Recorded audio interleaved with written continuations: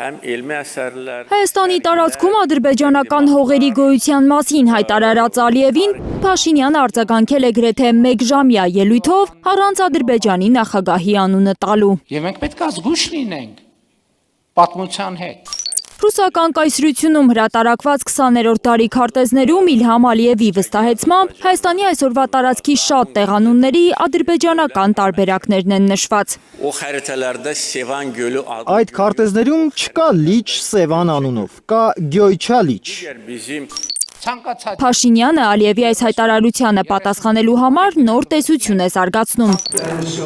Խաղաղության մեկնակետ, որը ոչ թե անցյալում պետք է փնտրել, այլ 2024 թվականի օգոստոսից, երբ համաձայնեցվեց հայ-ադրբեջանական սահմանազատման կանոնակարգը։ Ըստ էության քաղաքական առումով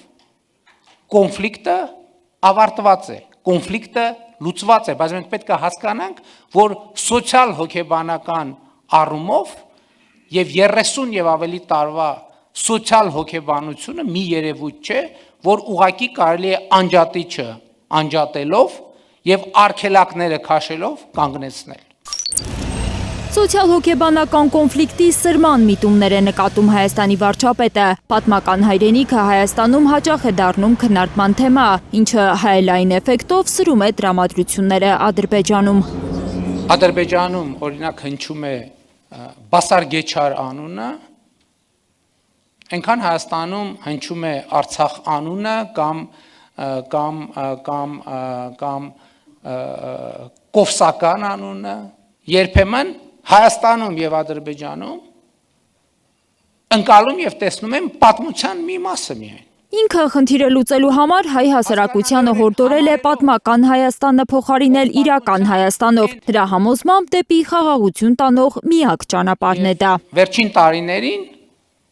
տարիներին մեր կառավարության եւ անձամբ իմ արձանագրումը նրա մասին էր, որ եթե մենք պատմական հայրենիքի ընկալումը չփոխարինենք իրական հայրենիքի ընկալմամբ, խաղաղությունը պարզապես կփլուզվի։ Ալիևի հիշատակած 5 քարտեզներից օրինակներ ինքն էլ կարող է բերել։ Ինչպես խորհրդային ժամանակաշրջանում ստեղծվում էին կիրովականներ եւ կիրովաբատներ, բայց սա Փաշինյանի կարծիքով ճիշտ ճանապարհ չէ։ դա սխալ ճանապարհ է։ Ճիշտ ճանապարհին չենք նաև մենք հայերս Փաշինյանի կարծիքով, որովհետև ազգային ժողովում ընդդիմության սեղաններին դեռ Արցախի դրոշներ կան։ Դա Հայաստանի պաշտոնական դիրքորոշումը կասկածի տակ է դնում Ադրբեջանում։ Ադրբեջանում այսպիսի դիսկուրս կա, ասում են Հայաստանը ճիշտ չի ասում, կեղծում են, որ տարածքային ամբողջականությունը ճանաչել են Ադրբեջանի։ Ոնց են հիմնավորում, ասում են, բա ինչ է միջև մի ազգային ժողովում Լեռնային Ղարաբաղի դրոշները դրած։ Դե իրենց ընկալումն է։ Դե ասում են, դե եկեք մենք օրինակ տենց է, եկեք մենք ասենք Գյոյչա։ Սևանա լճի մասին Ալիևի հայտարարությանը ուղիղ պատասխան ակնկալելով հանրային ռադիոյի լրագրողը հարցնում է, արդյոք դա խաղաղության գործընթացից հետ քայլ չէ։ Ձեր հարցով իրականում դուք ինձ շատ դժվար վիճակի մեջ եք դնում։ Փաշինյանը չգիտի արձագանքել Ալիևի հայտարարությանը, թե խմբագրել լրագրողի հարցը, որ Ադրբեջանի նախագահը հողում էր արել ռուսական կայսրության հրատարակած քարտեզներին, խոսելով Սևանի իբր ադրբեջանական անվան մասին։ Հիմա եթե ես այսպես վարվեմ եւ ասեմ, գիտեք ինչ, Ադրբեջանի նախագահը ոչ թե ասելա, որ Սևանա լճի անունը Գյոյչա է, այլ ասելա, որ եթե նայենք ցարական Ռուսաստանի քարտեզներին, այնտեղ չկա Սևանա լիճ, կա դժվար է նրանով, որ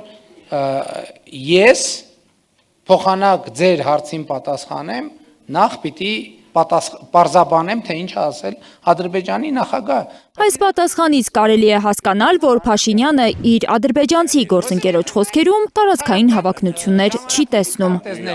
Չնայած որ Ալիևը խոսել է նաև իբրև թե իրենց պատմական հողեր ադրբեջանցիների վերադարձի մասին ու հորդորել հայ հասարակությանը չվախենալ։ Ադրբեջանցիների վերադարձը ներկայիս Հայաստան չպետք է վախեցնի հայ ժողովրդին եւ պետությանը։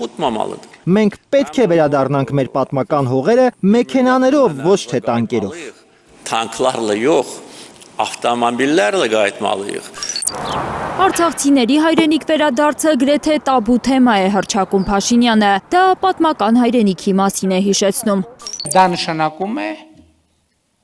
հետ դառնալ կոնֆլիկտի նախնական պարամետրերին։ Այսպես կոչված Արևմտյան Ադրբեջանի համայնքի գոյությունն արհամարել է սխալ կլինի լրագրողների հետ զրույցում հայտարարել է Երևան եկած ադրբեջանցի փորձագետ Ռուսիֆ Հուսեյնովը։ Կարծում եմ ժողովուրդների շփումների գործընթացում պետք է ներգրավենք նաև այդ համայնքի անդամներին։ 3-4 տասնամյակ այս հասարակություններն ապրել են առանձին փուչիկի մեջ, հիմա էլ կարող ենք կռվել, բայց գոնե պետք է դասեր քաղենք, լսելով միմյանց դիրքորոշումները։ Ըստ ադրբեջանցի փորձագետների Զանգեզուրի միջանցքի վերաբերյալ Բաքվի դիրքորոշումը տարբերվում է Հայաստանում տարածված կարծիքից։ Զանգեզուրի միջանցքը ավելի լայն հասկացություն է, քան թրիփը։ Երբ մենք ասում ենք միջանցք, դա բացասական նրբերանգ չունի, Հայաստանում դա այլ կերպ են ընկալում։ Ադրբեջանցիների խոսքով դեռ հստակ չէ, թե ինչ է նշանակում այդ ճանապարհով անխոչնդոտ անցումը։ Դա կարող է լինել եւ էլեկտրոնային համակարգ առանց անձնական ստուգումների, կարող է նշանակել նաեւ այլ մեխանիզմ։ Լիլիթ Սարգսյան, Անի Ղանդիլյան, Հայլուր։